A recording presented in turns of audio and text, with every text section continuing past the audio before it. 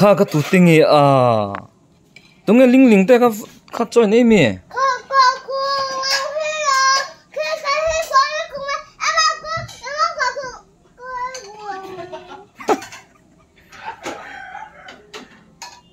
đốt bụi cho em tung nghe miếng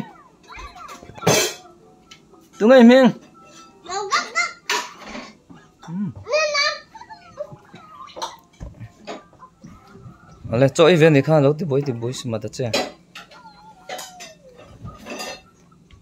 em nói khá ta khá này hết ta local thật chứ tụi nghe khá lại khăn cho ấy đợt khá nốt ta bye bye van fel cho ấy pu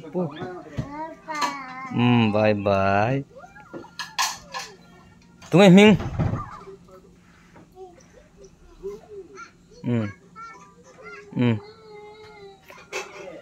hấp bít lú lòng rồi hay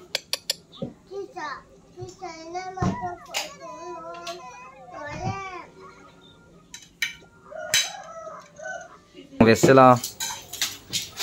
son ấy pu mấy ar tui tiền ấy sugen cho sugen kal don này hay đó pilo hơi tệ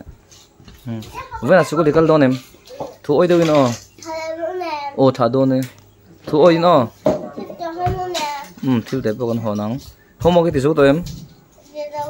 đừng nghe không một chú anh ta nó tụi nó đã chơi 50 tiền giặc tụi mo bơi 59 tiền giặc mo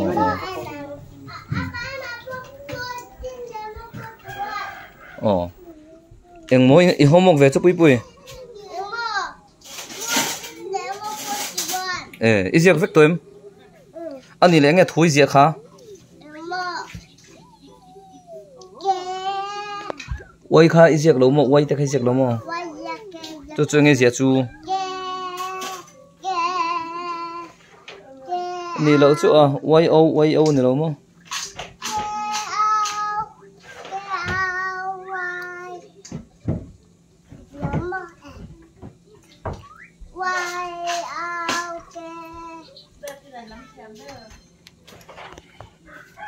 Dota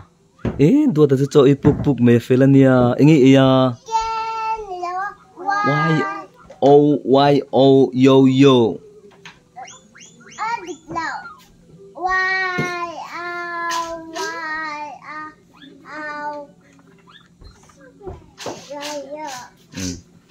Dota hian cho ipuk ani Dota artui ei me Dota vak le zet me so hlin ni so hlei zet hi zong te ang mai lon le don he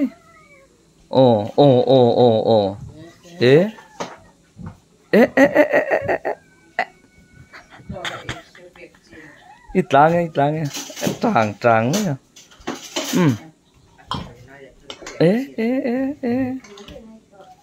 khá cái tung nghe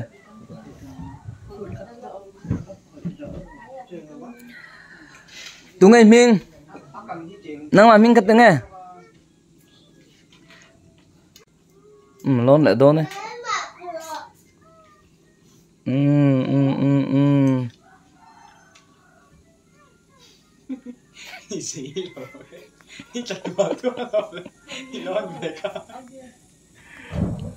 okay rồi bùi này có vẻ đi thôi lên cho cái vàng thì hiện anh là junior English school à KG1 zero here dar som pahni le me som hi hian banga ban hun hian zu kan ngai thin ke mu le pa ti hian te rang kham lo mua ka nu len pa ten holo chan chọc thina thun khat ko hi chu hian mang ang ve thina ne hoi thei tur lo sa ngai ve thin ni cái là anh lên hùng tên ngay về đâu này nó băng về chị anh nổ thêm tóm mồ